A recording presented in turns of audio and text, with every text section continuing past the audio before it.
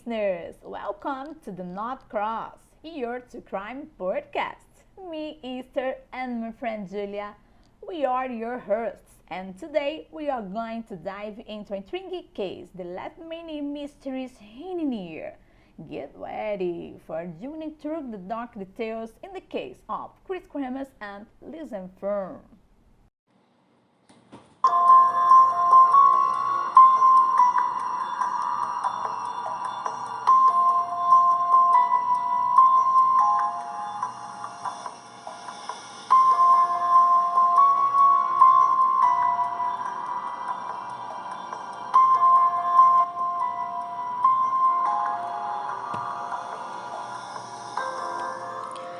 Guys, this case is about two Dutch students who mysteriously disappeared on April 1st, 2014, while hiking the Alpinist Trail in Panama. And after an extensive search, parts of the bodies were found a few months later. Let's see some details. Lisanne and Kris went to Panama with the aim of providing temporary service and study Spanish.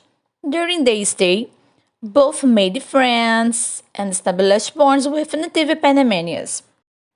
They would start volunteering in a small province at the beginning of April 2014 and staying with local residents.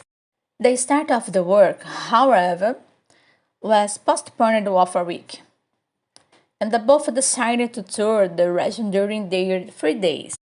And with precisely at this moment, both their disappearance occurred, and the beginning of great mystery full of curious traces and which never had any clarification. Oh my gosh. Júlia, tell me more about this, please.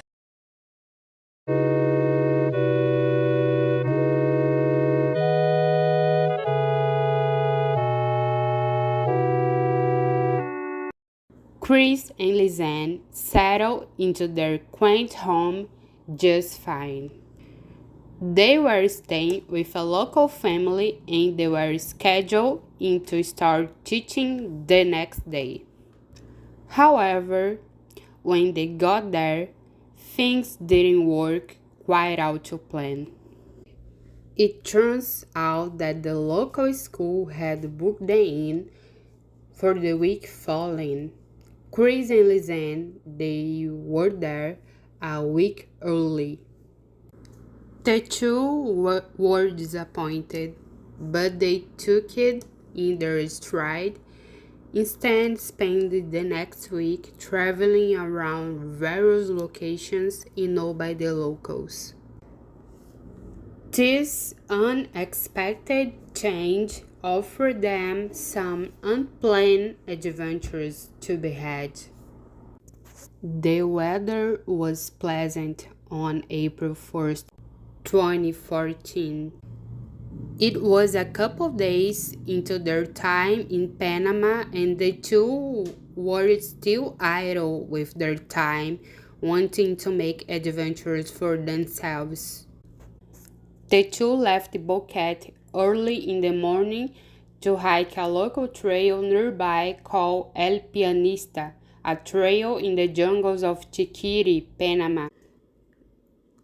They reached the trail to the summit by taxi. The taxi driver dropped them off around 11 a.m. that morning. The weather was still bright and clear. The trail was of moderate difficulty for hikers, a 2 to 3 hour trip up to the summit and another 2 or 3 hours back down. The two found the trail quite easy. In fact, getting up there in a little under 2 hours. They snapped a couple pictures along the way. Kris and Lisanne reached the summit around 1 p.m., taking views of the mountains and the jungle. Normally, tourists turn around at this point and walk back down the same path to return to Boquete. Signs even placed at the spot warning tourists not to keep walking without a guide. But either the walk seemed too easy or they wanted more to see. The two girls decided to walk beyond the guided path. And this would be the point of no return for Lisanne and Kris. For the moment they went off the path and entered the shrubland, would be the last time that they were seen alive again. Kris and Lisanne failed to return home to their family's address later that day. The family thought it was a little odd, but they also expect maybe they just bumped into other tourists. They were young adults after all, so they didn't report anything to others or the police. But after missing for 2 days, they reported the two to police on April 3rd. The reason for this was because they were supposed to meet a guide the day before and they didn't show up. The guide grew concerned. Authorities put dog teams on the ground and helicopters in the air. Local residents scoured the jungle and anyone connected to the trail on that day was questioned by police. But their initial searches provided nothing. And back home in Holland, Kris and Lisanne's parents were growing frantic. So on the 6th of April, along with Dutch police officers, a search party boarded a flight to Panama and when they arrived, searched for the girls for 10 days. But despite their combined efforts, no trace of Lisanne and Kris were ever found. Neither them or their contacts. They just seemed to vanish the jungle as if it had swallowed them up. That would be until 10 weeks later. In June, a local woman was working in the rice paddies on the bank of Culebra River, near the village of Alta Romero, around 17 kilometers from Boquete. There, she found a backpack. And that backpack, it belongs to Lisanne. It was estimated that the backpack's location was around an 8-hour walk from the summit. At first, they assumed the backpack must have drifted down the river, but upon closer inspection, the backpack was immaculate condition. The contents inside not just undamaged, but clean and dry. All the devices in the backpack were also working, not water damage. This suggested that the backpack must have been placed there very recently. Despite this, though, the woman who found it swore that she hadn't seen it the day before. Inside the bag, they found their passports, mobile phones, sunglasses, cash, and their bras.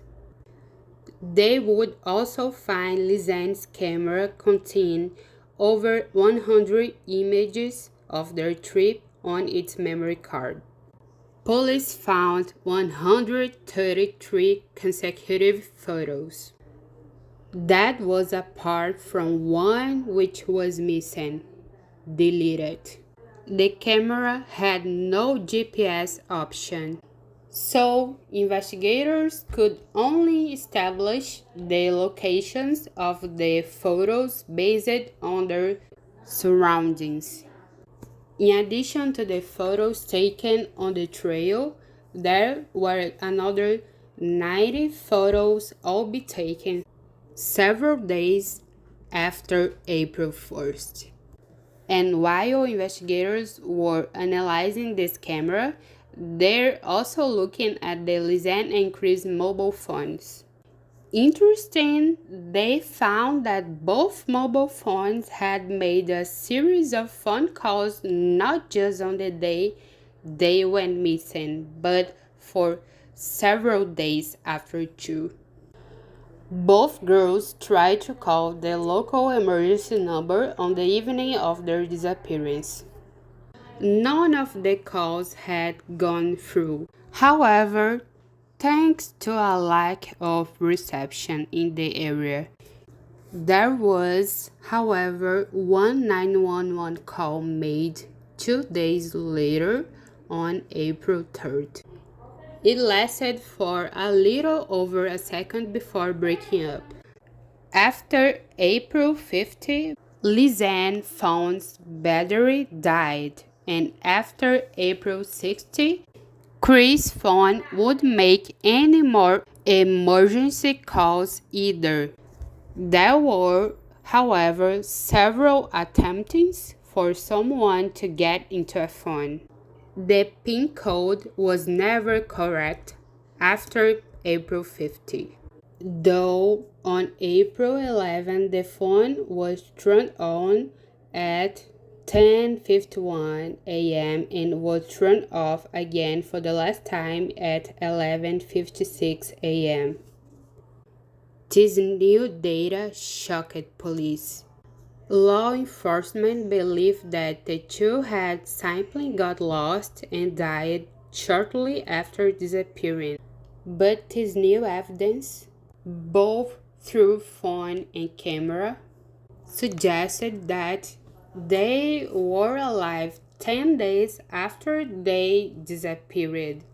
And this was despite a huge search and rescue operation going on during that time. And on the 19th of June, 79 days after they disappeared, more discoveries were made. The Gobi tribe would find shorts that belonged to Kris on the narrow piece of land between the two fast-flowing tributaries. The shorts were located 14 hours of walking distance from the backpack. And just as their fate seemed to become more clear, another discovery sealed the deal. A local guide upstream from the shorts would find Lisanne's left foot intact and inside in her boots. Her foot showed multiple fractures along her toes, and DNA tests confirmed the match. Her laces still tied to the boot, her foot still with skin and flesh, over the following weeks along the same riverbank. Yes, Julia, this is so shocking and sad too. Although this case is assault, for us it's pretty obvious that something more sinister was going on. But with so many questions left unanswered, I'll let you decide for yourself, okay? Thanks for listening to today's episode of the Not Cross podcast, folks. What do you think happened to Kris and Lisanne? Do you think it is an accident, or do you think it is murder? And how do you think Panama's authorities cover it up at all? Please tell us. Leave your thoughts in the comments on our social media. If you enjoyed the episode, don't forget to subscribe and share. We'll see you next week with another intriguing mystery. Goodbye! Daisy, Daisy, give me your answer too. I'm Ester.